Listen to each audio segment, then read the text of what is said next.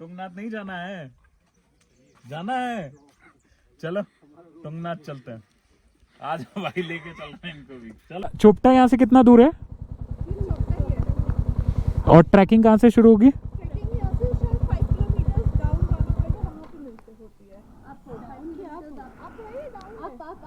वाह दीदी, वाह दीदी। नहीं दीदी, वाह दीदी। Yeah, I'm just going to another 10 kilometers ahead. हाँ हाँ Stay somewhere there. Tomorrow I'm going to Kartik Swami temple. Kartik, star watching होता है टेलीस्कोप में। Okay okay. Kartik Swami temple में भी कुछ 3.5 किलोमीटर ट्रैकिंग है। अच्छा, वो कहाँ पे है? यहीं पे है? यहीं पे है, इधर से 30-40 किलोमीटर। वीडियो करने के बहुत अच्छा। तो लास्ट ब्लॉग में आपने देखा कैसे हम हरिद्वार से गंगा मैया का आशीर्वाद लेकर आगे बढ़े पहुंचने के लिए महादेव के सबसे ऊंचे मंदिर तुंगनाथ के लिए। वहां जाने के लिए हमें बहुत सारे मुश्किल फैसले लेने पड़े, जिसमें से एक सबसे मुश्किल फैसला था, नहीं दोनों रास्ता जाएगा, जिसमें हमारी मदद की इस छोटे से हीरो ने जिसका नाम तनुज था। इसने हमें सजेस्ट किया इस वाले रास्ते से जाने का, और हम जैसे ही इसके बताए हुए रास्ते पे आगे बढ़े, हमें मिला ये सुंदर सा वाटरफॉल। अबे भाई साहब, जहाँ रुककर हमने थोड़ा सुकून भरा टाइम स्पेंड किया। ये तो हो गई हमारी पुरानी वीडियो की बातें। ये बातें मैंने आपको इसलिए बता दी कि आपको कहानी अधूरी ना लगे। बाकी आप डिटेल वीडियो पुराने ब्लॉग में जाके देख सकते हो। आज इस वीडियो में हम पहुंचेंगे तुंगनाथ। ये तो हो गया हमारी कहानी का सबसे बेस्ट पार्ट, बट आपको भी पता है कुछ भी बेस्ट होने से पहले हमें बहुत सारी मुश्किलों का सामना करना पड़ता है। वही हुआ हमारे साथ भी। तुंगनाथ मैं इसलिए जाना चाहता था कि मुझे चाहिए था पीस, लेकिन महादेव को शायद ये मंजूर ही नहीं था। तो इन बातों में आगे बढ़ने से पहले मैं आपको एक चीज बताना चाहूंगा कि चोपता बहुत ही सुंदर जगह है, स्पेशली यहाँ का सनसेट और यहाँ के रास्ते। आप एंजॉय करो। मैंने तो बहुत ही बढ़िया से एंजॉय यार क्या बताऊं, मौसम बहुत ही अच्छा हो गया। पैदल चलने का मन कर रहा है। यहाँ पैदल चलने का मन कर रहा है पवन भैया का। नहीं यार भाई, वाह क्या जन्नत में घूम रहे हैं हम लोग, जन्नत में घूम रहे हैं भाई। तो आप लोग भी अगर चोपटा तुंगनाथ आते हो तो इस रास्ते से ज़रूर आना एक बार को। थोड़ा डर तो है, थोड़ा रिस्की तो है। अगर दिन में आते हो तो भाई लोग, दिन में अगर आप पहुंच जाते हो यहाँ पे तो इस रास्ते से आना। रात में आने लायक बिल्कुल नहीं है भाई, बिल्कुल भी नहीं। इसी रास्ते से गए थे श्री राम जी शंकर जी को मिलने। ये भाई लोग ये अपनी चोर बाजारी छोड़ नहीं रहा है, कह रहा है मैं यहाँ से पेड़ तोड़ के ले जाऊंगा, घर पे लगाऊंगा। अब बताइए इसकी ये हालत पे उत्तराखंड सरकार इसका क्या हाल करेगी।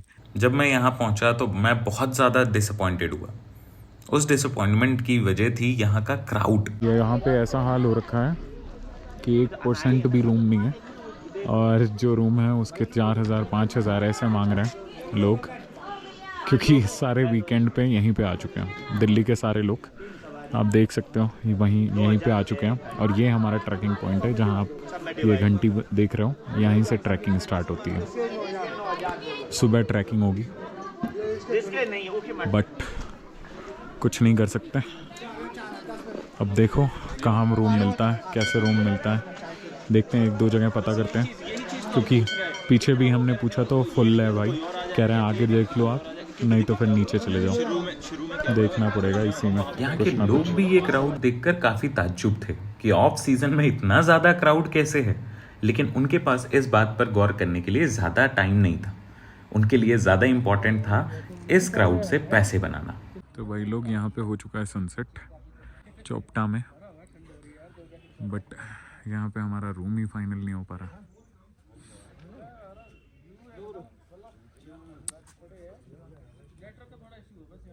विदाउट वॉशरूम वगैरह 1500 का रूम दे रहे हैं।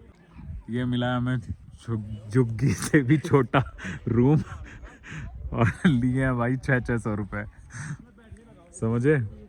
तो वीकेंड पे तो बिल्कुल मत आना, दिल्ली वालों ने हाइप बना दी है। जैसे तैसे करके हमने एक रूम फाइनल किया, उसमें भी हमें ओनर के साथ उसके रूम में सोना था, और उसके भी हमको देने पड़े थे 1200 रुपये विदाउट वॉशरूम। तो ऐसी हालत थी। और ऐसी हालत क्यों थी?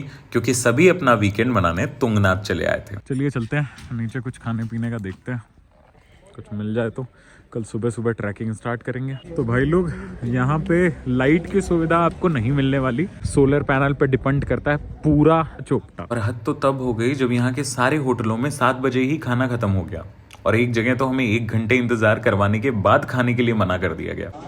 भाई लोग, कहीं आपको अगर गलती से लग रहा हो ना कि तुंगनाथ अभी खुला नहीं है तो भीड़ नहीं होगी, तो एग्जाम्पल के लिए मैं आपको बता दूं कि रूम तो मिल नहीं रहे हैं और साथ ही साथ खाने की टेबल पे बैठे हुए 15 से 20 मिनट हो चुके हैं। ऑर्डर लेने वेटर तक नहीं आया अभी तक। उसने भी बोल दिया कि बैठे रहो शांति से, वरना दूसरा होटल ढूंढ लो। ये सारे इसी तलाश में बैठे हुए हैं, कोई आएगा खाना खिलाएगा। और किसी होटल में कुछ भी नहीं हो रखा क्योंकि वहाँ कुछ है ही नहीं खाने पीने के लिए। जैसे हमारे बहुत रिक्वेस्ट करने पर एक भैया ने अपने ढाबे में पराठे बना कर दिए। आज से पहले खाने की इतनी वैल्यू नहीं करी थी। 1-1.5 घंटे बाद ये पराठा मिल रहा है जिसमें से हम दोनों डिवाइड करके खा रहे हैं, प्लस अचार के साथ। ना चाय है, ना दही है, ना कुछ भी नहीं, समझ रहे हो। उसके बाद टोन ये है दुकानदार की, खाना हो तो खाओ, नहीं तो जाओ। आज लग ही नहीं रहा है कि मैं कस्टमर हूँ, मुझे लग रहा है साला मैं भिखारी हूँ, फ्री में खाना मांगने आया हूँ। पैसे लेके घूम रहे हैं लोग, खाना और रहने के लिए जगह नहीं मिल रही है। बिल्कुल सच है, चाय नहीं मिल रही है, चाय पीनी है। तो भाई अभी सुबह के बज रहे हैं 5:43 और हम लोग ट्रैक के लिए एकदम तैयार हैं। ये आप सुबह के स्नो माउंटेन्स देख के ना आपका दिल ना पिघले तो नाम बदल दो। और हमने बहुत देर तक एंजॉय किया है इस व्यू को। रूम हमें अच्छा नहीं मिला, हम मानते हैं, वो तो हमारी गलती थी कि यहाँ पे सारे लोग क्राउडेड हो गए एक साथ। आज है हमारा परफेक्ट डे और जिसे हम और भी परफेक्ट बनाएंगे टाइम से निकल के, ताकि हमें वहाँ पे क्राउड ज़्यादा ना मिले, हाँ, अच्छे से एंजॉय कर पाएँ। ठीक है, तो अभी हम लोग फटाफट से निकलते हैं ट्रैक के लिए और आपको दिखाते हैं कैसा होता है तुंगनाथ का ट्रैक। तो भाई लोग, हम लोग आ चुके हैं ट्रैकिंग पॉइंट पे। ये आप देख सकते हो कितनी ज़्यादा गाड़ियाँ खड़ी हुई हैं यहाँ पे, कितने सारे लोग आए हुए हैं। यहाँ से हमारी शुरू हो जाती है ट्रैकिंग। जय भोले, चलो शुरू करते हैं। बिना किसी गिले शिकवे के हमने महादेव के नाम लेकर ट्रैकिंग स्टार्ट करना शुरू किया। पहले केदारनाथ और गंगोत्री की ट्रैकिंग कर चुका हूँ तो मुझे लगा ये बहुत ज़्यादा आसान होगा मेरे लिए, लेकिन ट्रैक पे जाने से पहले कुछ बातें जो आपके लिए जानना बहुत ज़रूरी है। हर हर महादेव। जैसे जैसे आप आगे बढ़ोगे यहाँ के नज़ारे और भी सुंदर होते जाएंगे। बर्फ़ आपको नीचे भी दिखेगी और ऊपर भी दिखेगी। नो डाउट बहुत ही खूबसूरत नज़ारा है। मैंने ऐसा नज़ारा आज से पहले किसी ट्रैक पे नहीं देखा, यहाँ तक कि केदारनाथ ट्रैक पे भी नहीं। खाने का सामान नीचे से ही लेकर जाएं क्योंकि ऊपर आपको खाना बहुत महंगा पड़ेगा कुछ भी खरीदेंगे तो। पानी बहुत ज़्यादा ज़रूरी है तो ज़्यादा से ज़्यादा कैरी करें। जाते वक्त बर्फ़ में बिल्कुल ना खेलें, उससे आपके सर में चक्कर आने लगेंगे। स्टिक्स ज़रूर लेके जाएं, वो आपको चढ़ने में बहुत ज़्यादा हेल्प करेंगे। और सबसे ज़्यादा इम्पॉर्टेंट बात जो कि बहुत ज़रूरी है, ऊपर कूड़ा बिल्कुल ना फैलाएं। ये सब बातों का हमने ध्यान रखा और आगे बढ़ने लगे। रास्ते में हमें बहुत सारे लोग मिले जो तुंगनाथ से वापस आ रहे थे। हमने उनसे आइडिया लिया कि हमें ऊपर कैसे जाना है। कैसा है मौसम? बस बंद है, हाँ वो तो बंद है, अभी चालू तो हुआ नहीं है, अप्रैल के में खुलेगा। लेकिन पीछे जो शंकर जी का मंदिर है, हाँ, मेन हाँ, वाले के हाँ, पीछे हाँ। वाला जो है, उसमें दर्शन कर सकते हैं। अच्छा। नंदी महाराज है उसमें भी। और कैसे सब डरा रहे हैं यार कि ऊपर नहीं जा पाओगे, सब लौट भी रहे हैं। देखो आपके मन के ऊपर है, हाँ मन कड़ा कर लिया हाँ, तो साला सब कर लोगे। तो वो लोग जा नहीं रहे हैं आगे की तरफ। जाने वाले तो जा रहे हैं धीरे धीरे, बहुत लोग रिस्क देख के वापस भी आ जा रहे हैं, वो वाला अच्छा चलो भाई, देखते हैं जा पाते हैं हम लोग कि नहीं। और कुछ लोग जो आधे रास्ते से वापस लौट रहे थे, हमने उन्हें मोटिवेट भी किया ऊपर जाने के लिए। बस 5 मिनट का रास्ता है और मंदिर का। हाँ, ये भाई लोग हमारे वापस जा रहे हैं। चलो चले कि यार, चलो चलो इनके संग। चला, हिम्मत बनाओ यार, सोचा मत, चला चलो भैया। अगर हम बात करें तुंगनाथ की तो ऐसा माना जाता है कि यह मंदिर 1000 साल से भी ज़्यादा पुराना है और 12,073 फीट की ऊंचाई पर स्थित है। तुंगनाथ पर बहुत सारी कहानियां हैं, बट मेरी जो सबसे फेवरेट है वो ये कि ऐसा कहा जाता है कि माता पार्वती ने भगवान शिव को प्रसन्न करने के लिए यहीं पर तपस्या की थी। कहा तो ये भी जाता है कि पांडवों ने भगवान शिव को प्रसन्न करने के लिए ये मंदिर बनवाया था। इन सभी बातों से कंक्लूजन तो एक ही निकलता है कि भगवान शिव को प्रसन्न करने के लिए यहीं पर तपस्या करनी चाहिए। हमने भी भगवान शिव का नाम लेते हुए जय बाबा भोले आगे बढ़े अपनी ट्रैकिंग को पूरा करने के लिए।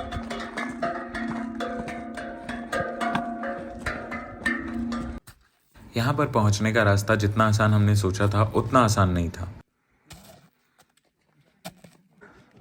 यहाँ पे हमारे दो रास्ते हैं। एक ये मेन रास्ता है जो कि तुंगनाथ मंदिर तक घुमा के लेके जाएगा, और एक ये डायरेक्ट रास्ता है जहाँ पे लोगों ने पैरों से निशान बनाए, गड्ढे बनाए हैं, जिससे हम लोग चढ़ते हुए जा रहे हैं। बहुत मुश्किल ट्रैक है, आधे लोग तो हिम्मत भी हार जा रहे हैं, यहीं से लौट भी जा रहे हैं। बहुत मुश्किलों के बाद जब हम यहाँ पर पहुंचे तो हमें और भी ऊपर चंदशिला ट्रैक के लिए जाना था, तो हम यहाँ ज़्यादा देर नहीं रुक सकते। तो हम लोग आ चुके हैं भाई तुंगनाथ टेम्पल में। बट जैसे ही मैंने चंदशिला का नाम लिया, मेरे दोस्त ने बिल्कुल मना कर दिया। पवन चलो यार, चंदशिला मज़ा आ जाएगा। क्यों मना कर रहे हो आप लोग? कभी ऐसे दोस्त हो, जूते सही नहीं है, बहाना मार रहा है। खाना मार रहे हैं भाई, उनका जूता देखो, मेरा जूता देखो। तो आप भी कभी अपने दोस्त चल चलेंगे। अपने दोस्तों के साथ अगर आए ना, तो मजबूत दिल वाले दोस्तों को लेके आए, जो कहीं भी जाने से डरे ना। अच्छा, ये देखिए, जूता बदलना हम चलने को तैयार हैं। जूता बदल लो, क्या हम मर जाएं? हैं? हम मर जाएं? आगे 250 रुपए का जूता क्यों खरीदे भाई? मैंने बोला था 250 का जूता बोल रहे वाले, जूते का दिक्कत है ना। चलिए आइए। तो हम यहाँ पर रुके, अच्छे से दर्शन किया, बहुत सारी प्रार्थनाएं की और वापस लौटने का फैसला किया।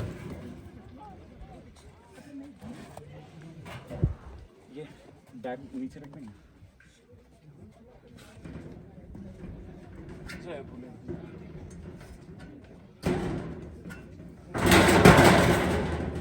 आ जाओ। यहाँ पे बहुत ज़्यादा भीड़ होने के कारण गार्ड भैया सभी को जल्दी जल्दी नीचे भेज रहे थे, तो हमने भी बाकी लोगों को दर्शन करने का मौका दिया और तुरंत मंदिर परिसर से बाहर निकल गए। यहाँ पे हर टाइम भक्तगणों की ट्रैकिंग चालू रहती है, तो अगर आप यहाँ पे आने का सोच रहे हो तो अपने जूतों की चॉइस अच्छी रखना। लेकिन अगर आपके पास ट्रैकिंग शूज नहीं है तो भी कोई दिक्कत की बात नहीं है, यहाँ नीचे से रेंट पे मिल जाते हैं जो आपसे 100 रुपीज़ पर हेड चार्ज करते हैं। तो एंजॉय करो इस ट्रैकिंग को। अगर आपको भी तुंगनाथ की ट्रैकिंग पे जाना है तो सुबह जल्दी से जल्दी उठकर जाने की कोशिश करें। ऐसा क्यों बोल रहा हूँ ये देखकर आप पता लगा सकते हैं।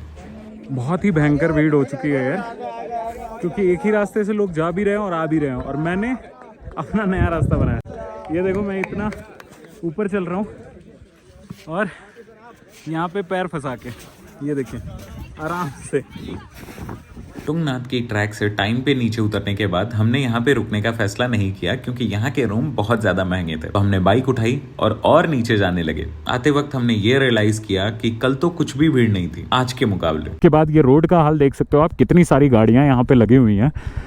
आज तो भारी भयंकर लोग आए हुए हैं यहाँ पे, और जो कल तक प्राइस था 1000 रुपए, 2000 रुपए, 3000 रुपए, आज मुझे लगता है वो 5000 6000 के ऊपर चला गया होगा। लेकिन हमें सुकून था कि हमने बहुत ज्यादा एंजॉय किया। अभी बज रहे हैं 3:08 और हम लोग निकल चुके हैं दिल्ली के लिए। लोकेशन हमने लगाई, लेकिन यहाँ पे नेटवर्क नहीं आ रहे हैं, तो लोकेशन पकड़ा नहीं। चलिए फिर स्टार्ट करते हैं अपनी रिटर्निंग जर्नी।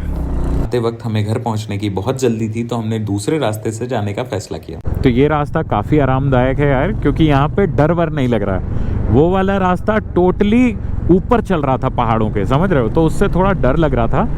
मैंने पिछले व्लॉग्स में आपको बताया भी था, लेकिन ये वाला रास्ता टोटली जंगल के बीच से लेके जा रहा है। सोचा तो ये था जहाँ नींद आएगी वहां रुक जाएंगे और वहीं पे रूम लेके सो जाएंगे, लेकिन चलते चलते कब श्रीनगर पहुंच गए हमें पता ही नहीं चला। हाँ, हमें रुकना पड़ा क्योंकि हमारी बाइक के मिरर्स लूज हो गए थे और हमें थोड़ी भूख भी लग रही थी। तो वहाँ खाना खाने के बाद, थोड़ी देर आराम करने के बाद हम आगे बढ़े। यहाँ पे आप आ सकते हैं खाने के लिए, श्रीनगर वाले रूट पे हैं, और हमारी बाइक भी चेक हो चुकी है। Riding update guys, Devprayag cross कर चुके हैं और अभी है 317 किलोमीटर दिल्ली। हमने निकलने से पहले सोचा था जहां थकान हुई वहां रुककर आराम करेंगे, लेकिन रात में पहाड़ों पे चलने का डर कह लो या एक्साइटमेंट कह लो, थकान तो दूर दूर तक नहीं थी। हमें पता भी नहीं चला कि कब हम पहाड़ों को चीरते हुए ऋषिकेश पहुंच गए, और जब ऋषिकेश पहुंच गए तो खुद को रोक नहीं पाए दिल्ली जाने से। बट एक मिनट, मैं आपको ट्रैफिक के बारे में बताना तो भूल ही गया। भाई, ऋषिकेश का ट्रैफिक बैंगलोर को फेल करने पे लगा हुआ था। ऋषिकेश सिटी ऑफ योग छोड़ के सिटी ऑफ जाम्स लगा देना चाहिए इसका नाम। भाई साहब, भयंकर जाम लगे हुए हैं हर तरफ, चाहे शहर के बाहर हो चाहे शहर के अंदर हो। हम जैसे तैसे यहाँ से निकले, लेकिन हरिद्वार के बाद जैसे ही हमें मक्खन रोड मिली, विदाउट ट्रैफिक हम सीधे मुजफ्फरनगर जाके रुके, जहाँ हमने इन अंकल के यहाँ खाना खाया और इन्होंने हमें थोड़ी देर के लिए चारपाई प्रोवाइड की, जिस पे हमने थोड़ा आराम करने का फैसला किया। तो ये हमारे भैया जिन्होंने हमें खिलाई पनीर, लेकिन बहुत ज्यादा मच्छर होने के नाते हम यहाँ से भी तुरंत निकल गए और सीधे पहुंच गए दिल्ली। अगर आपको व्लॉग अच्छा लगा हो तो प्लीज अपने भाई को सपोर्ट करें और कमेंट में हर हर महादेव लिखना तो बिल्कुल ना भूलें। मिलते हैं आपसे अगले व्लॉग में, तब तक के लिए बाय बाय, टाटा।